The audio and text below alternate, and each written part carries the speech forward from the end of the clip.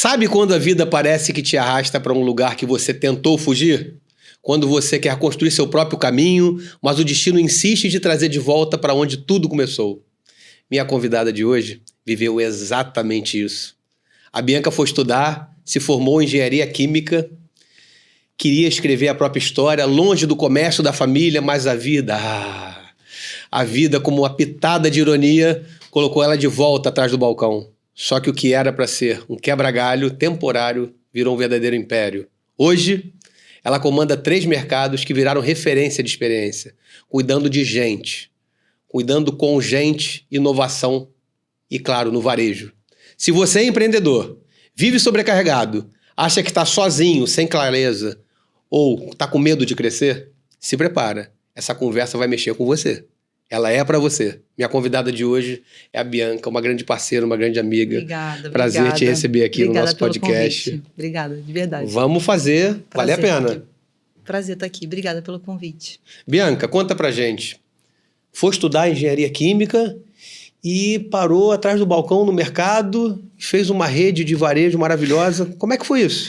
Então, eu sempre quis fazer a minha própria história, seguir a minha história, seguir um caminho.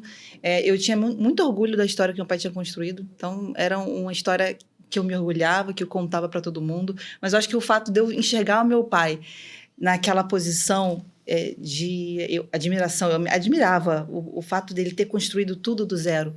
Eu olhava para ele e falei, eu quero ser como ele, mas ser como ele de construir a minha história. E eu achava que se eu estivesse nessa posição de estar numa posição que eu sempre entendi que é uma posição de privilégio, né? Eu fui colocada ali, eu não conquistei aquilo ali. Eu pensava dessa forma, eu não tô conquistando, eu quero conquistar. Eu estou sendo colocada numa posição de diretoria, enfim. E aí eu lutei contra isso por muito tempo. Quero escrever minha própria história. Quero escrever minha história. Eu lutei, eu não queria. Muita gente entendia isso como... até meu pai, no início, ele pensava que isso é como se fosse uma ingratidão. Poxa, meu pai que sempre quis muito que eu e a minha irmã trabalhássemos com ele. E eu sempre rejeitei, eu explicava o motivo pelo qual eu rejeitava, que eu queria construir algo para mim. E aí eu fui para um curso que não tinha nada a ver com o mercado, não quis fazer administração, nada que corresse o risco de eu cair no mercado. Então, eu estudei engenharia química, gostava muito de matemática, física. Você chegou a atuar como engenheira química? Então, eu fiz estágio por 1 ano e meio, mais ou menos. E aí, quando eu me formei, eu comecei a tentar concurso e comecei a fazer mestrado. Qual ano, aproximadamente? Então, eu me formei em 2011 e comecei a fazer mestrado e eu estava estudando para concurso, Petrobras, e aí chegou um momento que minha mãe teve que sair para resolver um problema de saúde da família, e aí, naquele momento, não tinha ninguém para substituir a minha mãe no financeiro. E aí, como eu estava fazendo mestrado em casa, né, houve uma facilidade ali. Meu pai falou, não, já que você está em casa, você pode ajudar, eu não ia recusar uma ajuda. E assim, eu fui com aquelas ressalvas. Pai, olha, eu vou, mas você sabe que eu não vou ficar... Mas eu acho que meu pai sentia. Assim. É só uma ajudinha. Eu acho que ele sentia no coração dele que eu ia acabar ficando. Porque... Seu pai queria? Muito. Seu pai queria que sempre. Você se envolvesse no negócio? Ele falava pra mim que eu ia acabar no mercado e eu falava, não joga praga pra mim. Não era uma ingratidão. Era... Eu explicava, eu queria... Você queria desbravar seus próprios caminhos, né? Eu achava que... eu queria meu mérito, enxergar um mérito meu. Seu pai começou a construir essa coisa de mercado há quantos anos? Então, ele até algo familiar, né? Meu avô tinha mercado. Bacana. Mercado, no caso, uma mercearia. Meu avô tinha uma mercearia, uma vendinha, né? E os filhos ajudavam, eram 13 filhos, meu pai ajudava. Meu pai não só ajudava o pai dele, como também para ganhar dinheiro. Uma família pobre de 13 filhos, ele vendia picolé, segundo ele vendia passarinho, o que tinha para vender. Ele, com 9 anos, ele falou que vendia coisa na rua. Ele conta que vendia coisa na rua. E aí, meu avô faleceu num assalto, ele acabou sendo assassinado num assalto na vendinha que ele tinha. E meu pai, naquele momento, quando meu avô faleceu, meu pai já tinha uma banquinha ele vendia verdura, frutas, galinha, e tinha uma vendinha, onde hoje até tem o mercado dele, e ali ele foi crescendo aos pouquinhos, né? Muito devagar, porque ele começou com uma banca, aí atrás, num local onde ele ficava na praça, né, que é até na praça do Jardim Botânico, ele alugou um espaço, e aí esse espaço ele foi crescendo, e aos pouquinhos ele se tornou um mercado que, na verdade, nem é o mercado de hoje. O mercado de hoje, depois, não tinha mais para onde crescer, e ele entrou para a rede multimarketing no momento, e aí ele acabou comprando um terreno ao lado, e aí ele fez um mercado maior e, enfim, deixou toda essa história, construiu toda essa história, né, sem estudo. Meu pai não teve oportunidade de estudar, e ele, assim, eu até falo, ele não teve muita escolha, né? Ele foi seguindo o que a família fazia, e que era comprar e vender. Ele sabia comprar e vender. Meu pai é um comercial, assim, fantástico. Ele entende de compra e venda, assim, um olhar aguçado. Mas ele foi o caminho que eu acho que sobrou para ele quando quando ele entendeu ali, quando ele começou a amadurecer, e falou: agora não tinha estudo, não tinha muita opção, ele foi por esse caminho.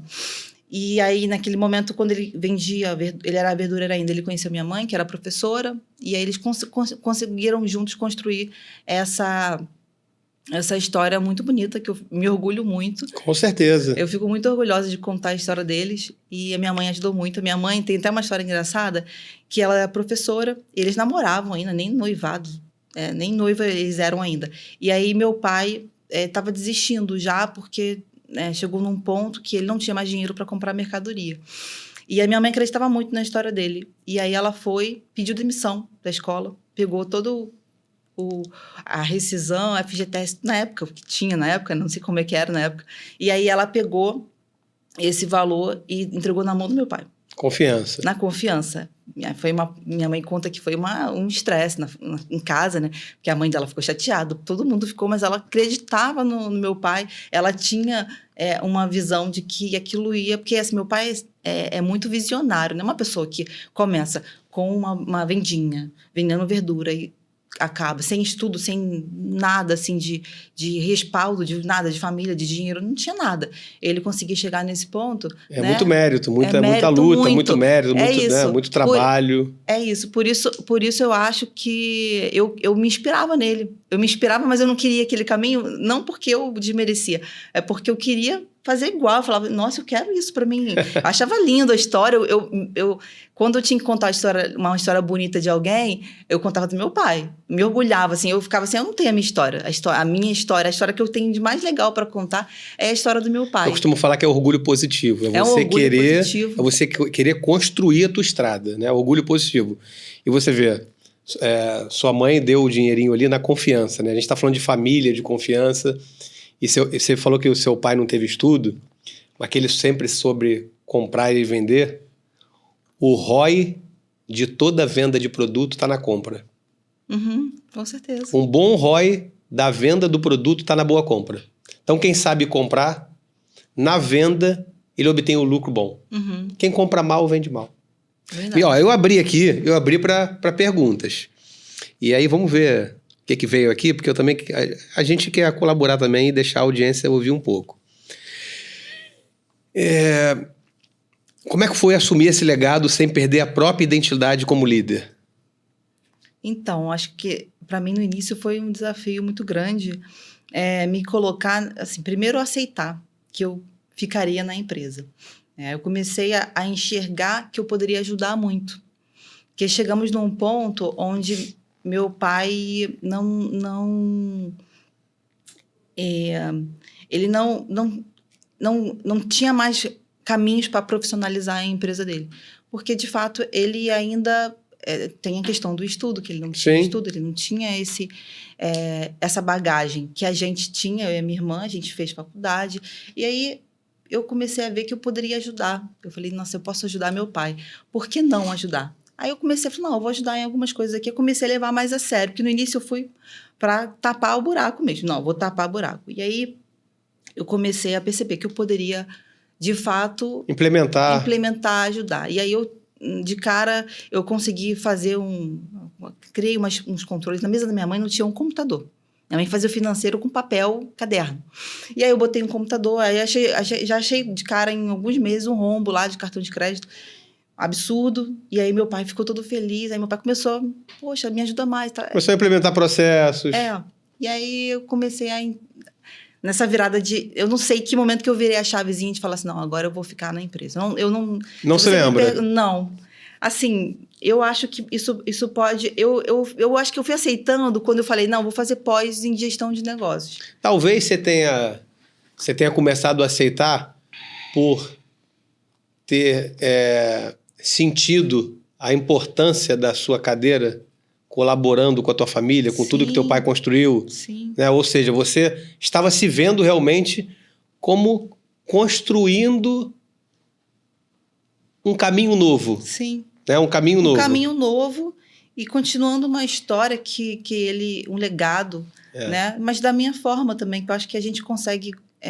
hoje eu entendo que eu acho que eu era um pouco... Até é uma visão meio egocêntrica. Eu quero a minha história, eu quero o meu... Mas é também a sua história. Sim, acaba sendo a minha história, porque a partir dali eu coloquei a minha identidade. As novas gerações são oxigênio para as empresas. Sim, eu acho que a gente coloca a nossa identidade, a gente consegue ter um pouco né, dentro daquela transição, a gente começa a ser vista, respeitada. No início, a gente não é respeitado muito. A gente entra ali e as pessoas olham pra gente, tipo assim, é filha do dono. Ih, não, mimada. Mas esse é um desafio legal. É um desafio legal. É a filha do dono. Eu vou ter que provar... Eu vou ter que provar que eu sou filha do dono, competente para. Sim, com certeza. Me diz uma coisa, olha que interessante. As empresas são a grande via locomotora da economia e da geração de emprego. Uhum. Quantos empregos vocês geram direta e indiretamente hoje na rede? Então, diretamente, a gente tem quase 300 funcionários. 300 funcionários. A gente está falando de aproximadamente 1.000 famílias. 1.000 famílias. Sim. Né, que vocês dão oportunidade de emprego. Olha como é que isso é precioso.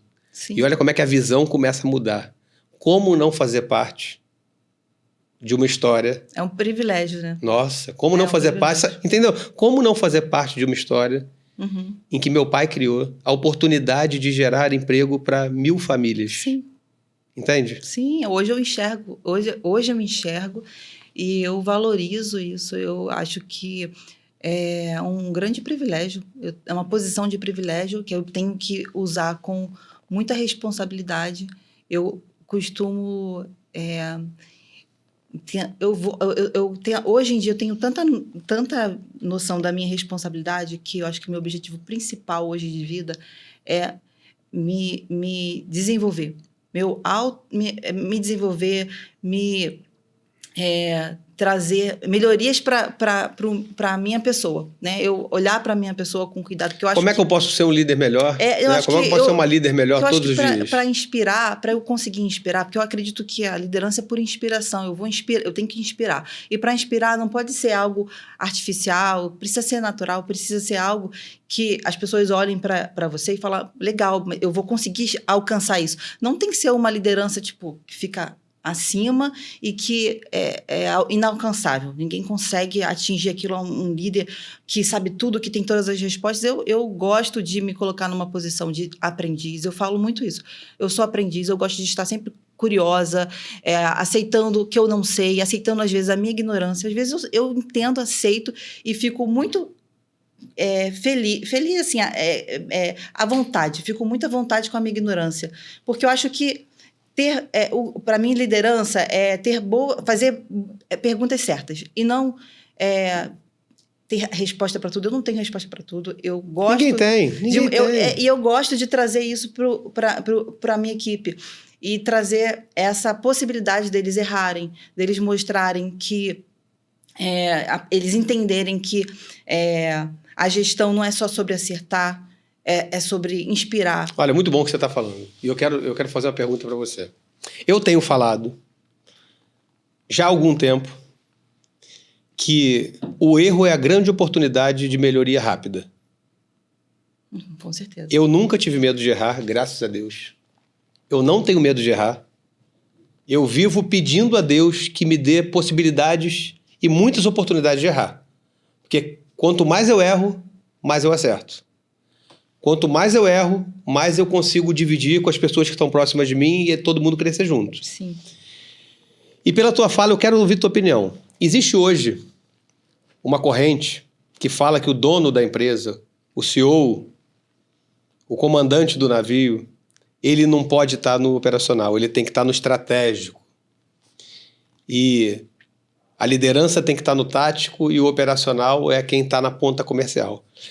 Como que a gente faz, sendo dono de uma empresa e não estando no operacional, ou não vendo, não olhando para o operacional diariamente e não sabendo da transformação do que está acontecendo no operacional, das necessidades do operário,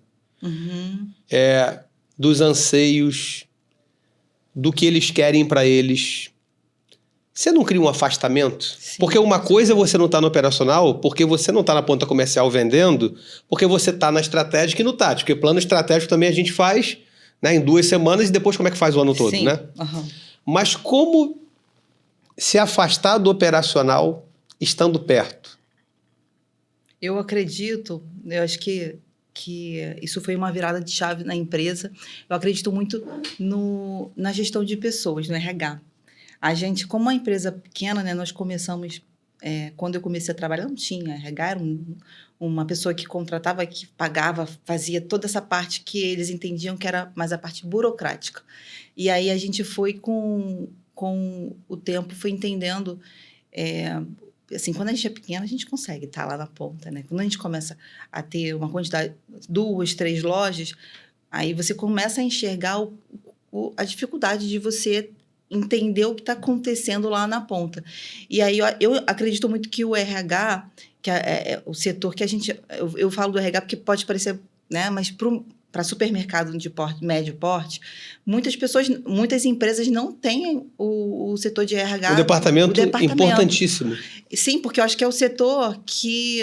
Muita gente acha que é contratação, treinamento. Eu enxergo eles como um multiplicador da cultura, dos valores. Olha que beleza. Da empresa. Uma propaganda, um endomarketing, né? Porque eles estão ali multiplicando, trazendo para você informação e levando informação. É um canal. É o canal. Para mim, hoje, a gente enxerga o RH como um setor estratégico. Todas as decisões são compartilhadas com o RH. A gente sempre... é uma voz importante nas decisões totalmente. Da companhia. Qualquer decisão estratégica, hoje a gente usa o RH. Então, assim, a gente sempre está sentando com o RH, montando estratégia, porque, assim, é sobre pessoas, né? No final das contas, sempre. São pessoas. Sempre. A gente trabalha com pessoas, atende pessoas e entender o que está acontecendo ali. Porque, assim, hoje a concorrência é muito grande no setor, no supermercado, atacarejo, crescendo muito. Então, a gente tem um desafio muito grande, que é a concorrência, que vai espremendo nossas margens, vai tornando tudo muito igual de preço. E aí, qual é o diferencial que a gente acredita? É trazer experiência para o cliente, trazer um ambiente acolhedor, um serviço diferente, um serviço diferente, um mix diferente. Mas, assim, a parte do serviço, da experiência, depende de pessoas. Depende da minha equipe estar preparada para atender o cliente da forma como a gente planejou, né? A gente planeja, cria estratégia, e aí, para poder aquilo funcionar, a gente tem que garantir na ponta. Então, eu acredito muito que o meu colaborador, minha equipe, né, quem está na ponta, ela precisa estar trabalhando. E assim, a gente sabe que mercado é um trabalho bem pesado. Sim. Tem uma escala pesada. A natureza do trabalho a natureza é pesada. Então, assim, a gente precisa criar estratégias, formas de fazer com que a equipe da ponta ela tenha uma percepção, né, de tudo de uma forma muito positiva, tá feliz em trabalhar, tá entregando aquilo. Não adianta a gente querer impor, fazer uma gestão mais à moda antiga, que isso hoje em dia não funciona. Então, a gente tenta muito multiplicar esses valores, inspirar, eu gosto muito de ouvir as demandas de baixo para cima, né? Porque como a gente tem uma quantidade de funcionários grande, a gente precisa... não dá para parar para ouvir todo mundo. Até porque se a gente para ouvir todo mundo, a gente gera um desequilíbrio. Porque eu ouço esse aqui, aí o outro quer falar comigo, eu já não tenho mais tempo. Então, assim, precisa ter muito cuidado com isso. E liderança também é tomar decisões difíceis, né? Sim, as pessoas... Tem muita gente que tem dificuldade de falar não. Sim. E você, numa cadeira de liderança, falar não é só necessário. Ele é quase que um atributo imperativo para você se desenvolver. Sim. Você tem que saber falar não. Com certeza. Mas o não pode ser um não suave, pode ser um não positivo. Eu falo, como é que é um não positivo, Renato? Não tem problema nenhum. É um não com uma visão que você tem outros caminhos que não aquele que está sendo pedido. Deixa eu te perguntar uma coisa. Eu estive lá no mercado, né, no Mercado Novo, e foi uma experiência incrível, um empreendimento bonito, um imóvel bonito, né, uma experiência lá no segundo andar, muito bacana, gastronômica, muito bacana. Fiquei feliz pelo convite que você me fez. Como é dividir o trabalho com a família? É um desafio. Mas como a gente estava conversando antes, né? O desafio sempre é enriquecedor, no sentido de crescimento pessoal. Então, a gente aprende muito. Quando a gente... Acho que ali é uma escola, né? Porque trabalha eu, a minha irmã e meu marido. E meu pai, ele já está se aposentando, então praticamente ele só vai na loja antiga. Ele só vai na loja antiga, na primeira, né? Onde ele começou de vez em quando, aí agora ele cada vez mais afastado. Mas quando ele estava presente, era mais um. E tinha ainda a minha mãe, que ela não estava presente na empresa, mas em casa a gente só fala de empresa o tempo inteiro. Hoje a gente amadureceu em relação a isso. Hoje a gente evita de falar de empresa dentro de casa, eu na minha casa e meus pais também. A gente evita muito de falar de empresa, porque a gente sabe que tem que oxigenar de vez. Já tem muitas horas para falar sobre isso, né? Então, assim, a gente teve muitos atritos no início. Eu e a minha irmã, a gente se desentendia, cada um puxava de um lado. E eu acho que eu fui desenvolvendo uma habilidade de negociar com a minha irmã, com o meu marido, e negociar não para atingir o que eu gostaria que fosse, mas para a gente tentar chegar no equilíbrio, no denominador, né? Onde a empresa, que eu preciso entender que a empresa não é só minha, né? Então a empresa tem que ter a cara de todo mundo. E tudo bem que não seja exatamente da forma como eu pensei, mas a gente compartilhando as ideias, assim, e eu aprendo também, porque a personalidade, né, minha irmã, eu cresci com a minha irmã, mas, assim, trabalhar com aquela personalidade é diferente, você ter aquela relação de irmão, então você precisa, eu comecei a entender até onde eu posso ir, para não gerar um atrito, e a ela também passou a entender até onde ela pode ir, e aí a gente vai se adaptando, a gente foi se adaptando. Hoje, assim, a gente tem anos que a gente trabalha de uma forma muito sadia, equilibrada, a gente se entende, a gente aceita, a gente respeita a opinião do outro, a gente tem decisões que a gente entende que tem que compartilhar. Com o marido ainda é mais complexo, né? Porque a gente leva muito para casa, ainda tem filho que fica no meio disso tudo, e aí com o marido é um desafio à parte, né? Porque a minha irmã, eu cresci com ela, né? O marido a gente vai adaptando e entendendo ali como negociar. Eu acho que a gente desenvolve uma habilidade de negociação quando a gente precisa compartilhar as ideias de uma empresa. Eu não tomo todas as decisões sozinhas, eu preciso compartilhar com meu marido, eu compartilho com a minha irmã, e isso faz com que a gente se torne um bom negociador. Eu vou negociando aqui e ali, às vezes eu quero muito alguma coisa, eu quero muito, muito, muito, e aí eu fico criando estratégia para fazer com que a minha irmã concorde. Ou então tentando levar o meu pai para o meu lado para tentar fazer com que a gente às vezes a gente consegue um meio termo, né? Isso é muito bom, porque a adaptabilidade, sem sombra de dúvida, é a maior característica do ser humano. Sim, e aí você falou que antes você estava falando sobre dizer não, né? E aí eu acho que você não precisa necessariamente dizer não, você adapta a ideia. A ideia, você entende uma situação e fala, não, olha só, beleza, a ideia é boa, mas vamos adaptar aqui para cá e para lá. E acho que você ter essa posição de aceitar novas ideias, de entender que às vezes o que você está pensando não tem que ser, e tudo bem não ser, né? Você vai aceitando e vai se adaptando a aquele cenário, porque o mundo é isso, né? O tempo inteiro. A Na empresa. a diversidade é sempre positiva, sempre Sim. positiva. A diversidade é uma baita oportunidade para uma decisão mais sábia. Com certeza, e você vai evoluindo, né? Aprendendo, até mesmo não só com a minha irmã, mas com toda a minha equipe direta, né? Com a equipe que tem uma relação direta com a gente da empresa, RH, gerente, a gente está sempre negociando, porque assim, a gente precisa ter uma escuta ativa no sentido de ouvir as demandas. Às vezes a gente está numa posição que, se a gente se coloca numa posição muito superior e muito rígida e muito difícil de conexão, você não ouve, às vezes, alguma demanda que é legítima, que Sim. faz sentido.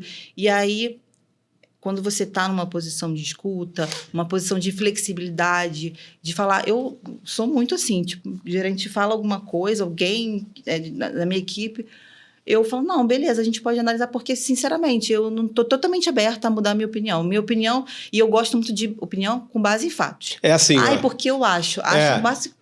É assim, eu não quero estar certo. Mas os resultados, os indicadores estão me mostrando isso. Me mostra que é o contrário. Eu falo, me convence. Se você me convenceu, eu estou totalmente o ponteirinho aqui está parado. Gira o ponteiro e me mostra o que você está falando. É isso, acho que Porque me convence disso aqui. Mas me convence com números. Sim. Me convence com posicionamento. Me convence com comportamento. Não me convence com achismo. Eu não gosto. Né? Achismo, não que eu não gosto, mas assim, a pessoa vem com argumento. Porque eu acho, eu falo, olha só, você tem essa informação com base em quê? Se tem alguma base teórica, alguma base, aí a gente vai analisar. As pessoas estão mal acostumadas pela criação, pela cultura, por ter sido CLT a vida toda. Quando está numa posição ou de empreendedor, de intraempreendedor, numa cadeira de liderança ou de sócio, ou uma visão mais macro de empresário, elas gostam muito de falar. Mas a minha verdade, mas eu acho, cara, me mostra por número, porque número, atividade empresarial não mente. É a cultura do resultado. Sempre sobre número. Se você fez um planejamento estratégico e não está cumprindo esse planejamento estratégico em número, tem coisa errada. Com certeza. Cultura fraca, tem coisa errada. E não dá para esperar chegar no final do ano para você falar assim, erramos, vamos corrigir. Não, a correção tem que ser já, imediata. Sim. Então, a maioria das empresas que fracassam não é por falta de competência, não é por falta de profissional bom, não é por falta nem de processo bom. É por falta de ajuste de rota a curto prazo. Aceitar que está errado e... Aceitar... Cara, eu quero estar errado todo dia. Eu quero olhar para o meu planejamento estratégico... É uma oportunidade muito grande, né? Eu sempre vou falar isso. Peço a Deus todo dia que me dê possibilidade de errar. Eu quero olhar para o meu planejamento estratégico e falar assim... Por que a gente não está chegando? Porque eu estou errado. Que maravilha. Porque é só eu mudar. É perfeito, Isso, né? É maravilhoso. Agora, enquanto eu estiver comandando o resultado e eu estou vendo que as lideranças não estão contribuindo para mover esse resultado, eu vou em fato, eu vou em número. Não tem capital intelectual, que é super importante, não tem movimento de busca de ajuda externa se não for para mover resultado. Porque tem um princípio de empresa que é o primeiro. Se ela não gera lucro, ela não gera emprego. Se ela não gera emprego, ela fecha a porta. Sim. Ninguém empreende para perder dinheiro. Concorda? Com certeza. Concorda? Não faz sentido, né? Então, se a gente está empreendendo, qual o primeiro pilar? Lucro. Não é faturamento, é lucro, porque faturamento é nada. Faturamento é ego, né? Faturamento é ego. Faturo 1 bi por ano. Lucro. Ego, Qual é o lucro? Não diz nada. Não diz nada, né? Diz nada. Tem um endividamento enorme. Qual o lucro? Então, é uma das coisas que a gente vive, porque nessa fase atual que a gente vive da internet, todo mundo abre a boca para falar, eu faturo 400 milhões no ano. Qual é o seu lucro? Aí você vai ver o lucro, é um ROI desse tamaninho. Me diz uma coisa, Bianca. Como transformar problemas internos em oportunidades de inovação? Então, quando a gente conversa, né, converso com a minha equipe, Eu gosto muito de sempre usar essa ideia. Eu tive esse insight uma vez, assim, que depois não é nem um insight, mas eu conversando com meu marido, quando eu estava comentando, né? A gente, no sábado, a gente fica lá conversando e refletindo, reflexões, dali surgem tantas ideias legais. E uma vez eu falei, gente, eu acho que a gente tem duas situações. Ou quando a gente tem ou um fato ou um problema, né? E aí, o que seria isso? O fato. O fato é algo que você não resiste. Aconteceu, pronto, acabou, não fica batendo ali, murmurando, não era para ser. Aprende com ele. Aprende, entende o que aconteceu. É um fato que você consegue aprender com ele? Então ótimo. Uma oportunidade de aprender alguma coisa. Você não pode aprender nada com ele? Beleza, supera. Passa por cima e não adianta você ficar olhando para trás. Você olhando para trás, você não desenvolve nada. Então, assim, se você conseguir aprender algo com ele, é ótimo, valeu a pena, pelo menos para você aprender. Se não, faz parte da vida. O problema para mim já é ótimo, porque o problema já parte do princípio, se é um problema, parte do princípio que tem uma solução. Todo problema tem solução. Então, vamos buscar a solução. E aí, você perguntou sobre inovação, né? Então, acho assim, inovação, sempre, na minha visão, ela sempre tem uma origem num problema. Então, se você estiver atento e curioso para buscar problemas, você vai ter sempre uma solução e aí que começam as inovações. Eu acho que a inovação não é nada de tecnologia. A inovação é fazer diferente. É sobre solucionar um problema que existe e que ninguém ainda enxergou uma forma de trazer de solucionar. Então, acho que se você estiver atento, presente, curioso, ouvindo uma escuta ativa, prestando atenção em todo mundo, não só nos seus pares, mas nos seus liderados e todo mundo, acho que com uma troca de ideia você tem um insight. É verdade. E aí, ali, eu acho que esse olhar curioso te traz essa possibilidade de inovar. Eu acho que inovação, as pessoas falam, inovação para mim é basicamente isso. Você buscar uma solução, uma solução nova para um problema antigo. A inovação é fazer diferente, porque a tecnologia está dentro da inovação. Às vezes nem sempre, não necessariamente. Você pode criar uma inovação que não tem nada a ver com tecnologia. Que não tem nada, exatamente. As pessoas, eu acho que muita gente acha, inovação é tecnologia. Não. Inovação é uma solução para um problema. É isso. Né, que ninguém nunca pensou, então pelo menos não estão praticando. Eu gosto de pensar que se nós formos inconformados... um conformismo, né? Você ser um inconformado, você ser um curioso, é um grande passo para você estar à frente da média. Sim, com certeza. A curiosidade, eu valorizo muito estar nessa posição. E eu gosto muito de falar, eu gosto de ser aprendiz, eu não gosto de... Assim, quando eu fico em uma reunião, algum lugar, eu falo pro meu marido, me corrige. Não me deixa ser essa bichona, que isso eu me irrito com... Isso, e eu me irrito comigo mesmo. Quando às vezes eu falo alguma coisa, eu falo, gente, peraí, eu preciso me corrigir. Eu não quero ter essa postura de saber tudo, eu quero ficar ouvindo. Porque quando eu sei tudo, eu não estou aprendendo nada. Eu estou dando resposta para tudo. Eu quero fazer respostas, eu quero fazer a pergunta certa para a gente conseguir levantar possibilidades. Então, quando eu faço uma pergunta certa, eu acho que é muito mais interessante do que ter resposta, sair respondendo. A gente tem que aprender todos os dias, todo segundo, todo minuto. Com todo mundo, em todo ambiente, em todo tempo. Eu aprendo em com qualquer meu filho lugar. O tempo inteiro. Acho que uma criança te ensina muito, uma situação, um problema. Então, assim, se você ficar atento e presente, né? Atento, curioso e tentando sacar o que está acontecendo na sua volta, você aprende muito o tempo inteiro com toda a situação. Antes de eu vir para cá, eu passei no escritório rápido e falei assim com a minha assistente: o mundo seria melhor se as pessoas parassem de reclamar e começassem a contribuir para que aquilo não acontecesse de novo. Então, acontece um problema, a gente reclama, né? Acontece uma coisa que desagrada a gente reclama. Em vez de reclamar, assim, como é que eu faço para contribuir para que isso não aconteça de novo? Sim, é isso. Porque a reclamação, ela não resolve nada. É murmurar, eu acho que você... É uma visão muito negativa da vida. É uma perspectiva negativa e uma resistência que te faz não viver, não enxergar ali uma possibilidade de crescimento, de desafio. Porque, assim, se você tem um problema, você olhar aquilo com um olhar curioso, tipo, aquilo é um desafio para mim. É um desafio que eu vou aprender com isso. Depois que eu passar por isso, eu vou me tornar algo melhor, uma pessoa que pelo menos aquilo ali eu vou saber resolver numa próxima situação, como aquela. Então, eu valorizo, é claro que a gente, quando o problema chega pra gente, a emoção aflora e você às vezes fica ali, ai meu Deus do céu, não era pra ter sido... Mas ali você se recompõe, você respira, volta à sua consciência. Eu acho que a consciência disso tudo é o mais importante. Você vai ficar estressado? Você vai ficar estressado. Você vai ficar aborrecido? Vai ficar. Você às vezes vai reclamar? Vai. Mas se você tiver consciência de que não é o caminho, você se recompõe com mais rapidez do que aquela pessoa que não tem essa consciência e acha... Porque assim, se reclamar, resolvesse algum problema, eu ia ser a primeira a ficar ali apanhando. Vamos reclamar mesmo, que vai resolver. Mas se não resolve, eu acho que assim, é perda de tempo. O nosso tempo é limitado. A gente e você tem que implementar níveis de consciência em todos os setores que façam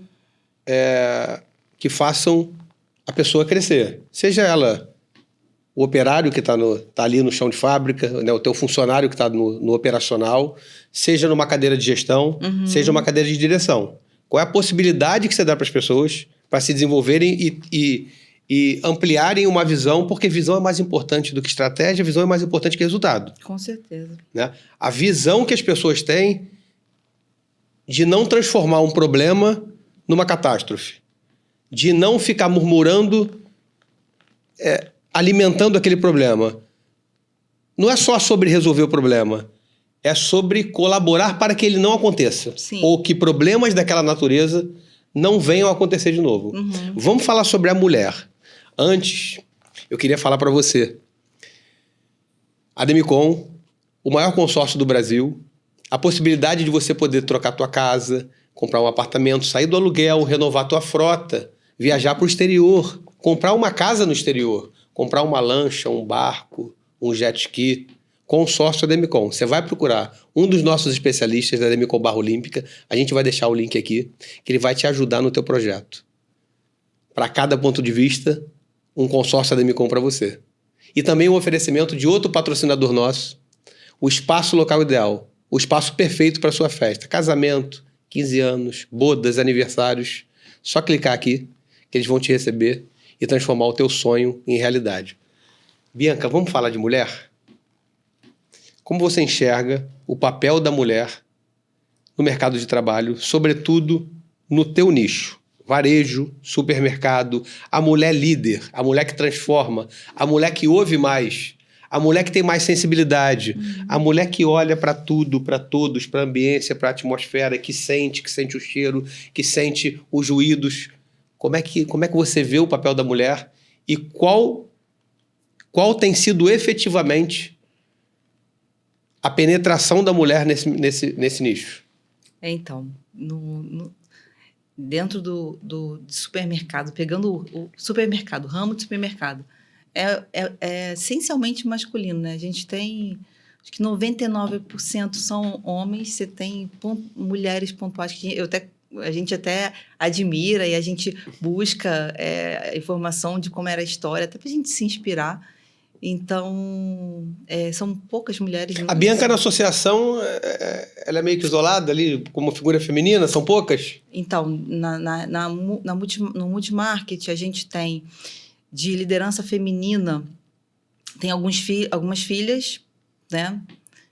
As novas gerações? Novas gerações mais novas, tem uma com uma idade próxima, mas assim, são 3 lojas com mulheres, mas que está à frente mesmo, que está completamente à frente, só a nossa gestão, que tem eu e a minha irmã, 2 mulheres à frente. Meu pai já saiu então a nossa loja hoje na rede é a única que tem 2 mulheres. Então você é uma referência de liderança feminina na rede. Dentro da minha rede, sim. E isso é um privilégio, é um orgulho. Sim, é um privilégio, um orgulho. E assim, eu fico feliz pelo respeito que a gente conquistou.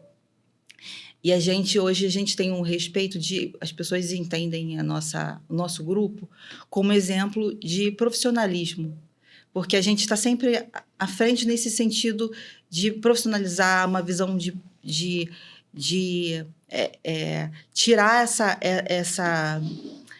essa cara de empresa familiar. Não que isso seja ruim, não é ruim, mas eu acho que a gente precisa fazer essa transição em algum momento, né? Então, a gente está sempre muito conectado com as novidades e tentando olhar as referências, as boas práticas de mercado. A gente está sempre olhando para os maiores, né? Então, a gente está sempre buscando isso.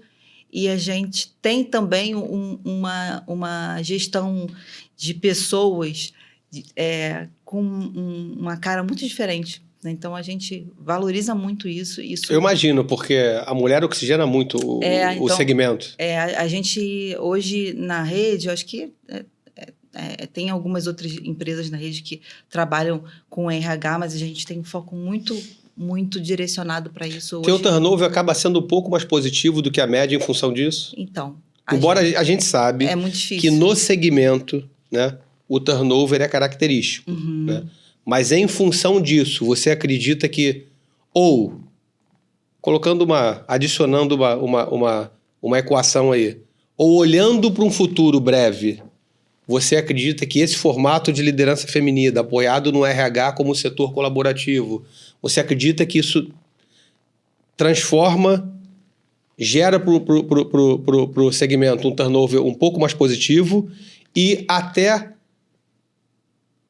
por que não, um plano ou passo de carreira dentro de uma estrutura ali primária de quem está entrando como uma porta de emprego com crescimento profissional? Sim. Como é que você vê isso? Então, a gente hoje, assim, turnover de mercado é muito alto, a gente tem muita dificuldade, principalmente com os cargos de operacionais. Então, é bem complicado, mas eu enxergo muito um potencial de melhora, principalmente no nosso modelo de gestão, que a gente está sempre inquieto em relação à busca de soluções para retenção, para valorização, para plano de carreira. E eu acho que às vezes a gente tem uma visão muito imediatista, né, de querer fazer algo agora para poder resolver para amanhã. E aí a gente tem uma percepção de tempo de que se não resolveu em alguns meses, não teve um sucesso. E eu acho que é plantar uma sementinha, né? Como eu falei, o RH hoje, para mim, é minha conexão, né? Enxergando o que nós somos, como a gente enxerga a empresa, como a gente inspira a liderança imediata para que eles consigam multiplicar isso na operação. E eu acredito muito que essa semente está sendo plantada e eu sei que as coisas não são... A gente quer muito que as coisas sejam rápidas. Mas não precisam ser. Mas a gente aceita que o tempo vai se encarregar de trazer um resultado positivo, que a gente faz o nosso melhor nesse sentido. Claro. Então, a gente está sempre buscando, a gente já enxerga muito uma resposta muito positiva da liderança imediata, onde a gente tem toda essa liderança imediata que está muito próxima da gente, pessoas fiéis que estão ali, não querem sair, a gente traz profissionais que a gente fica, gente, como a gente conseguiu? Esse dia eu tava com meu marido, cara, a gente trouxe um profissional muito bom. Tem gente boa com a gente, né? Gente boa, cara, aí ele falou assim, que sorte. Eu falei, que sorte. Eu falei, não é sorte não, é competência. Porque se essa pessoa veio, porque assim, mercado, todo mundo se conhece. Sim. Então, vai falando pro outro, vai trabalhar ali que é legal. E assim, todo mundo que vai lá, conhece a gente, ou ouviu falar, eles falam... Todo mundo fala que trabalhar aqui é muito bom. As pessoas não ficam nos seus empregos por dinheiro. Sim, é qualidade de vida, não ficam. É motivação, propósito. Ambiência, atmosfera, trato, perspectiva. É um conjunto de conjunto de visões. Diz uma coisa para mim. A gente está falando de tempo, né? Também de tempo. E tempo, eu tenho falado muito disso, né? A gente olha o tempo e tem uma relação com o tempo um tanto quanto distorcida. O tempo, ele é senhor de tudo, né?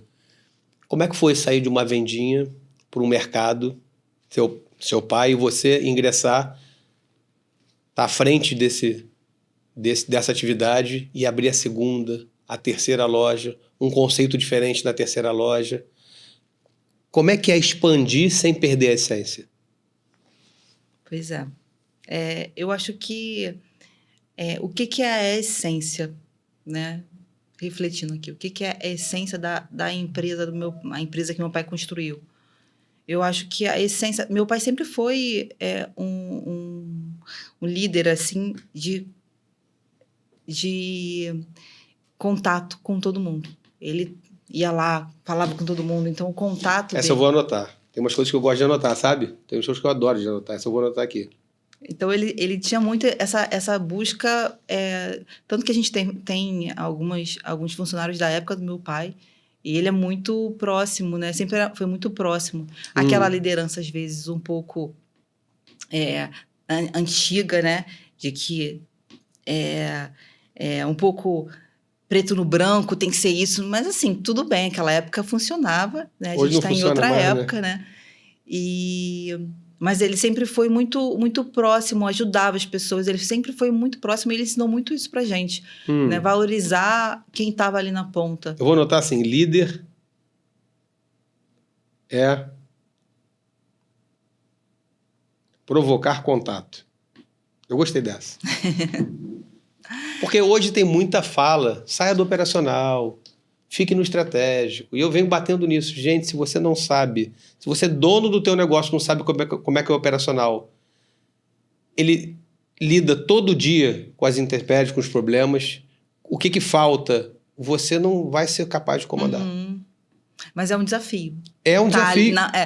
Assim, eu admito, assim, dificilmente eu fico direto na operação hoje.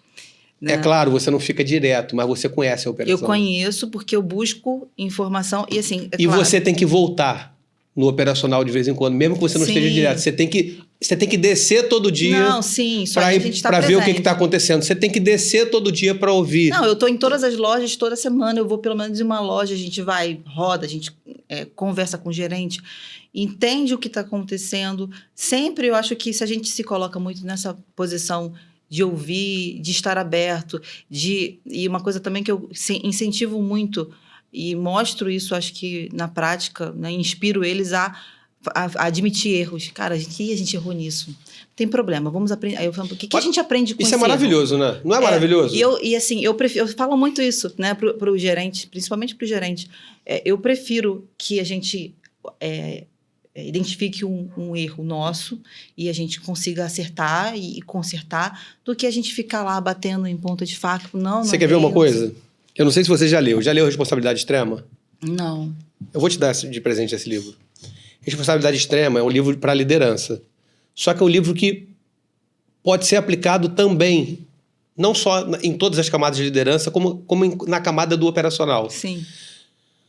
O resumo do livro, a mensagem que o livro passa é: se os teus liderados não estão entregando o resultado, a responsabilidade é sua. Não é culpa, é responsabilidade sua. Autorresponsabilidade. Então, como é fácil, me dá a mão aqui, como é fácil você pegar na mão de um líder e falar assim: nós erramos. Vamos corrigir? É isso. Primeiro, é mais fácil do que você apontar que o teu operacional errou. É mais fácil você admitir que você errou. Não, gente, é uma ignorância isso, né? Pois é, mas o problema é que hoje as pessoas... Ego. Mas... Orgulho. O ego não te leva a lugar nenhum, né? Sabe? Não fui eu que errei, foi ele que errou, demite. Não. Tá certo que demissão é ferramenta de gestão também. E Sim. Demissão é uma ferramenta de gestão e a gente tem que saber disso. Não tem problema nenhum. Não tem problema em demitir, desde que seja por motivos certos. Sim. Mas você tem que assumir a responsabilidade pelo resultado que você não está gerando. É isso, a responsabilidade é sempre minha. Eu falo isso muito lá. Entende? Chama a liderança e...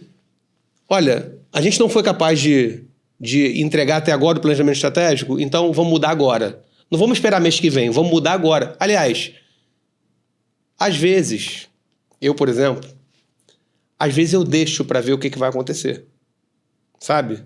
Vamos ver o que vai acontecer. E aí você tem que ajustar. Decisões difíceis. Mas às vezes você tem que mostrar, não que as pessoas não sejam capazes de fazer, mas que elas não... Elas têm dificuldade de pedir ajuda, sabe? Com certeza. E qual é o problema de pedir ajuda? Não, acho que... Qual é o problema em pedir ajuda? Olha, eu não estou conseguindo performar com a minha equipe. Você me ajuda? Quer dizer, você prefere não performar do que pedir ajuda. Não parece muito inteligente isso, né? Não, mas eu acho que é o ego, né? É o ego. Falando mais alto. É o ego. Mas eu acho que você consegue inspirar a sua equipe se você agir dessa forma. Mostrando para eles assim, pô, me ajuda, eu não sei. Você consegue me dar uma sugestão? Mas nem todo mundo tá apto a isso. Pois é, mas eu acho que isso é Isso liderança, uma liderança que eu acredito muito nessa liderança de inspiração. Eu quero inspirar. Como eu posso inspirar? Sendo a minha melhor versão. Como é que eu sou a minha melhor versão hoje? Eu tenho várias práticas diárias para tentar me desenvolver, porque eu acho que como eu estou numa posição de muito privilégio, eu preciso ter muita responsabilidade com essa posição. Claro. E aí eu preciso ser minha melhor versão para garantir que a minha equipe me veja como uma inspiração. Então, isso é uma prática diária, assim, tipo, de mostrar vulnerabilidade. Eu gosto de mostrar. Gosto não, eu acho... Não é que eu gosto, eu acho que é importante. É importante. É importante eu mostrar que eu sou vulnerável, que eu não sei. É importante mostrar que você é acessível. Acessível. E quando você mostra que você é vulnerável, é no sentido de acessibilidade. Sim. Ó, vem até mim sempre que precisar. Eu tô aqui para te ajudar. E ele também tá para me ajudar. Acho que é uma troca. Eu tô aqui pra gente construir junto. Eu tô aqui pra gente desbravar junto. Sabe, é uma grande... isso. Acho que é uma grande irresponsabilidade você querer fazer as coisas sozinho. Matar a bola no peito sozinho e falar... Não. Eu driblo todo mundo e faço gol sozinho. É isso. Tem, assim, os meus gerentes que são no chão de loja, é óbvio que eles entendem mais da operação do que eu. E tá tudo bem, estão ali, tá tudo bem. Então, assim, eu acho que eu preciso ter essa noção e aceitar a minha ignorância em relação àquilo. E aí eu vou ser... eu vou estar mais aberta e mais curiosa para ouvir, para entender, para trocar ideia com ele em relação a isso, para ele se colocar numa posição... Naquele momento, ele está se colocando numa posição de uma troca onde ele está me ensinando. Esse dia eu estava conversando com a minha gerente de RH e aí eu falei para ela, cara, é muito bom, porque é uma pessoa que veio com uma carga de muito método. Eu falei para ela, nossa, é muito bom aprender com você. Eu acho que é uma oportunidade, assim, que a gente entende o quanto a gente está tendo ali de oportunidade de aprender. Então, eu fico o tempo inteiro, assim, aluna e professora. Eu fico numa posição de aluna, assim, que eu acho fantástico. Eu estou ali num momento de aprendizado e eu não fico nem um pouco constrangida e nem acho que isso é um problema, me mostrar vulnerável. Eu acho que isso é uma liderança que inspira. Isso é uma força. É uma força. Na verdade, as pessoas confundem. Você mostrar vulnerabilidade é uma força. Sim, você tá ciente do que você é. Você reconhecer que você errou é uma força. Sim, sabe, claro. As pessoas estão lendo diferente isso. Sim, hoje tem muito essa ideia de que você tem que saber tudo, você tem resposta. Inclusive, no mundo atual, na nova economia, no novo que está tudo acontecendo, nas novas gerações, no novo mundo, o super-herói, ele é mais vulnerável. Os super-heróis, eles são mais humanos. Uhum. Tem que ser, né? A gente é humano, sabe? A gente erra. Os super-heróis não têm uma máscara toda fechando o rosto. Ele não tem uma capa que ele faz assim e que ele se protege com a capa. Não é mais sobre isso. Já foi sobre isso. Não. Quando eu era criança, era assim. O Batman, o Superman. Hoje não é mais assim. O Homem de Ferro, que não tem tanto tempo aí, para quem gosta disso e assistir a Marvel, nos Vingadores, quando ele tirava a armadura dele e que o Capitão América perguntava para ele, eu acho uma passagem muito interessante isso para quem é empresário, e que o Capitão América perguntava para ele, quem você é sem a sua armadura? Ele falava, eu sou um filantropo, bilionário, inteligente, que aprendo física quântica em um dia. Ou seja, não é a armadura que faz ele um super-herói. Uhum. Muito pelo contrário, a armadura potencializa os atributos e as competências dele. Sim. Então, você mostrar fraqueza é um belo sinal de força. Sim. É um belo sinal de força. Sim. E as pessoas têm que entender isso. Então, para você que está com dificuldade de mostrar para a tua equipe que você é um pouco mais vulnerável, que talvez você não consiga fazer tudo sozinho, e está tudo bem. Que talvez você seja até mais vulnerável do que você acha. Não tem problema nenhum. É sobre você e eles. É sobre a fusão da tua equipe, contigo, com as outras lideranças, para vocês construírem e desbravarem coisas juntos. Não fica com peito de aço, porque até o Hulk, ele com um pouquinho, né, de veneno, ele fica mal. Até o Superman, com um pouquinho de kryptonita, ele fica mal. Então, talvez você tenha que repensar bastante coisa. Mas vale a pena. Bianca, me diz uma coisa. Não foi um trauma. Com certeza não foi um trauma. Foi uma resistência. Mas como transformar a resistência inicial de uma menina recém-formada ou jovem que quer desbravar o próprio caminho e tem ainda uma insegurança de entrar para o negócio que a família construiu? O que você diria para as mulheres que estão te assistindo, que veem ou estão vivendo uma situação parecida, não sabe se vai tocar a empresa do pai, a empresa do marido, a empresa, enfim, de quem criou, porque quer desbravar o seu caminho e está tudo bem, mas que no final do dia fica com uma luta interna, né? Que não se agarra a um baita potencial, a um baita legado. Uhum. O que você diria para essa mulher? Então, eu acho que a maturidade foi me trazendo uma visão diferente disso tudo. Eu achava que isso ia me desmerecer, o fato de eu não ter a minha história.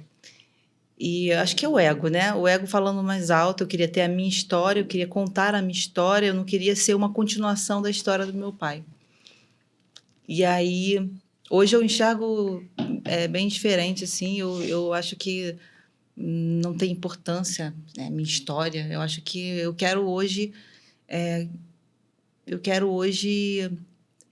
ter eu falo muito isso, e não é retórica, não. Eu gosto de me utilizar como uma ferramenta que eu fico muito orgulhosa de ver alguns talentos na empresa se tornando... tenho várias histórias na empresa hoje a gente tem um comprador, né? Um comprador é um cargo, né, complexo, assim, é um cargo que tem uma importância, que ele começou como jovem aprendiz. Então, assim, isso me orgulha muito.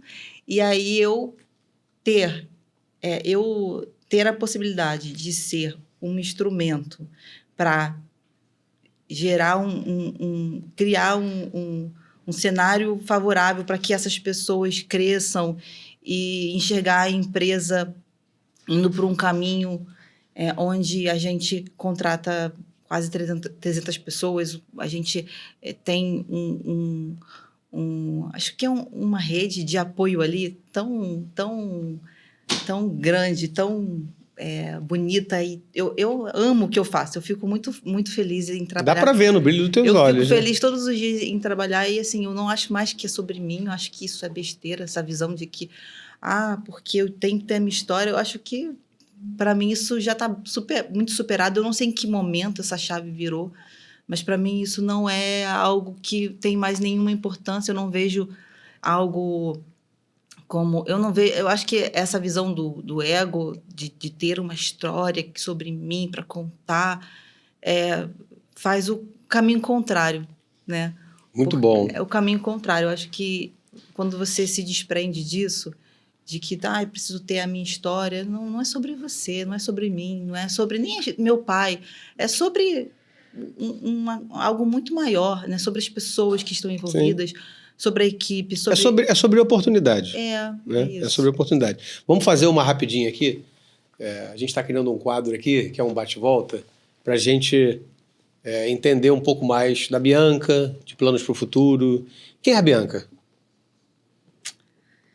Então, a Bianca é uma pessoa que busca o tempo inteiro estar se desenvolvendo. Eu sou fissurada em aprender. É uma inquieta. Muito. Eu sou uma leitora louca, viciada, que eu não paro de ler. Eu estou em casa, meu filho está correndo, eu estou lendo. Eu acordo às 5 da manhã todo dia, medito, faço... Já leu aquele livro que eu te dei? Não, ainda não. Mas tá na minha lista. Eu cobro. Tá na minha lista. Vamos fazer um podcast sobre ele. Porque eu tenho uma lista de livros, aí eu fico lendo e botando lá na hora. Legal. Porque às vezes, dependendo da demanda da minha época, se eu tô precisando de ler sobre isso, aí eu vou e coloco na frente. E eu vou te dar esse, autorresponsabilidade. Pode cobrar. Eu vou ler. Planos para o futuro. Eu não sei o quanto você pode falar, mas enfim, o que você pode falar? Planos para o futuro. Então, eu sou uma pessoa que...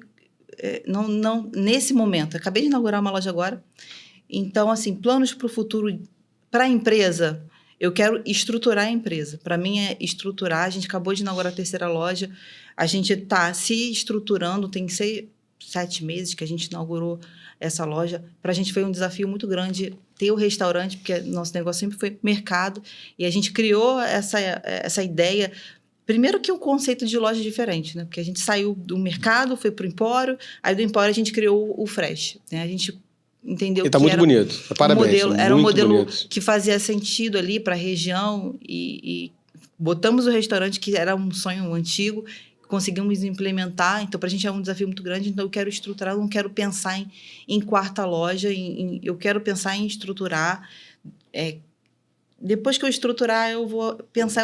Eu não sou uma pessoa de criar planos absurdos. E vai estruturar rápido. Eu vou ajudar nisso daí. Vai estruturar rápido. Já estou pensando aqui num cartão fidelidade com benefícios ali para e outras coisas ali. Depois a gente vai conversar. Mas tem muita coisa interessante.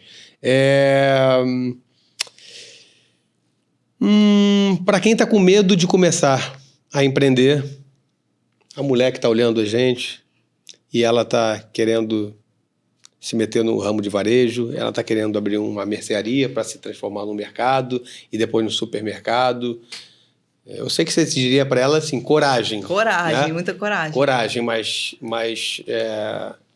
encoraja um pouco essa mulher que está olhando para a gente. Então, eu acho assim, que se tiver prazer no que você está fazendo, independente do que você vai abrir, se você vai abrir um mercado, um hortifruti, salão de beleza, se você tiver paixão ali no que você está fazendo, e não é paixão em ganhar dinheiro, em lucrar, é gostar de estar presente ali no seu dia a dia. Curtir o que você está fazendo, porque aí vai natural, né? Porque se você ficar na minha visão, quando você fica com um objetivo de ganhar dinheiro, você acaba não vivendo o momento presente ali, e ali eu acho que o momento presente, a tua presença ali, presença mesmo, não é estar ali só o corpo, a presença, gostar de gente, curtindo aquilo tudo, não só gostar de gente, mas gostar de aprender, de novos desafios, de buscar solução para novos problemas. Isso aí tem que estar eu acho que você empreende, você tem que estar você tem que ter essa visão de amar o que você está fazendo ali. Não adianta você, que saco, vou acordar, vou ter que saco. Não funciona. Quando eu estou assim, eu já sei que o dia não vai fluir.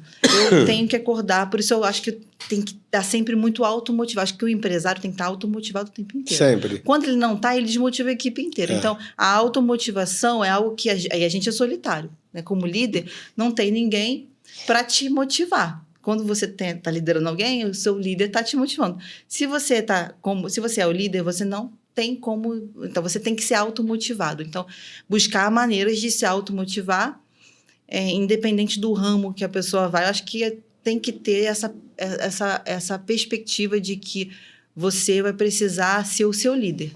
Então, você, mulher, que está nos olhando, que a Bianca está falando talvez você tenha medo. Talvez você tenha muito medo de errar. E a gente falou muito sobre o erro aqui. Que ele é não só uma oportunidade, mas se você quer entrar nesse segmento de mercado, de varejo, saiba de uma coisa. Como você é a minoria e as minorias transformam, talvez seja a oportunidade para você mostrar para o mundo que as mulheres, sim, não só lideram, mas transformam grandes negócios e têm uma visão diferente. E a gente precisa de mulher no mercado de trabalho para trazer para esse mercado de trabalho um rumo diferente. Então, para você que está nos olhando, não só coragem. Coragem, fé, trabalho duro, garra e vontade de fazer. A vontade de fazer tem que ser maior do que a vontade de não fazer. A vontade de fazer tem que ser maior do que o medo. Bianca, para a gente terminar aqui. Eu gosto muito de falar que empresas extraordinárias não são feitas de pessoas extraordinárias. Empresas extraordinárias são feitas de pessoas comuns fazendo coisas extraordinárias.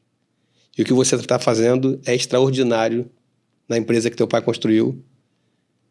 Tenho certeza que você tem muito orgulho disso. Tenho certeza que seu pai está morrendo de orgulho, você da sua irmã à frente disso. O que eu vou te desejar? Mais sucesso ainda que sucesso você já tem. Obrigada. Mais sucesso. E que a gente possa acompanhar aí essa nova loja amadurecendo, crescendo, que venham mais lojas, que venham coisas novas aí, que eu sei que tem planos de novidade, mas a gente deixa o tempo se encarregar disso. Sim. Estou muito feliz por ter recebido você aqui. Obrigado. Obrigada, Foi um prazer. agradeço. Muito obrigada pelo convite. Foi muito bom a conversa. Foi maravilhoso. Obrigada, de verdade. É sobre isso.